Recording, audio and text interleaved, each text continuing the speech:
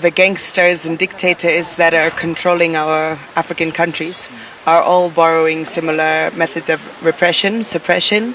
They're sharing intelligence, they're sharing security forces, they're benefiting off of each other's resources with business investments and other personal interests that are coming before the needs of the people.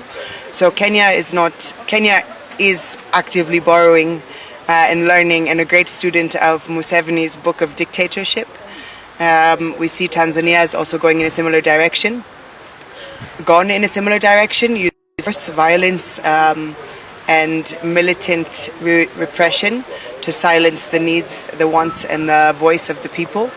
We've seen patterns of extrajudicial killings, enforced disappearances, abduction, torture, arbitrary arrest, trumped up charges, arbitrary long detentions, and also cybercrime laws and different forms of lawfare against the citizens.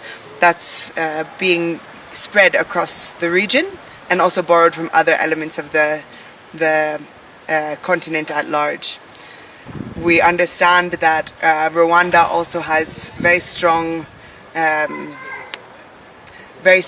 strong hand in perpetrating some of the similar practices against voices of dissent as well. So it's not when, it's already happening. And for me, it's not only a concern of my own country, it's a concern of what's happening to people across our borders. We are one African family that have been divided by those who wanted to conquer us, and now we're being conquered by those who are also, I can't call them our own people, our internal colonizers and oppressors. So yes, they're all following very similar patterns. They're sharing resources, they're sharing wealth, they're sharing strategy, they're sharing militia. And we as the people are also working more closely together, because we must stand together, we must fight back together. And we have a duty and a responsibility to our people and to future generations. Kenya is not practicing democracy. I think trying is a very good statement. When we compare it to other countries, you could say they're trying. But what is the benchmark? It's a very poor benchmark, because here there's also violence, there's rigging, there's citizen militias, there's suppression of civic actors and voices, extrajudicial killings, torture. So I would say trying is an overstatement, because we're giving them benefit of the doubt. So Kenya is also actively suppressing democracy. Again, we're grateful that some are still safe, and that it's somewhat of a safe space for people from across the region. But we're very concerned because those democratic freedoms are slipping away, and people have fought so long for them. People have sacrificed so much over decades for the freedoms that we enjoy today. So it's also our responsibility to keep fighting to safeguard that and hopefully build a better Kenya and Africa for the people. We say I think for me the biggest element is the impunity, that you can murder, you can torture, you can have Muhuzi saying that he's going to cut off Bobby Wine's head and that he's got someone in his fridge torturing them, in his basement torturing them. You not only have the impunity at the highest level, but you also have it within all the chain of command.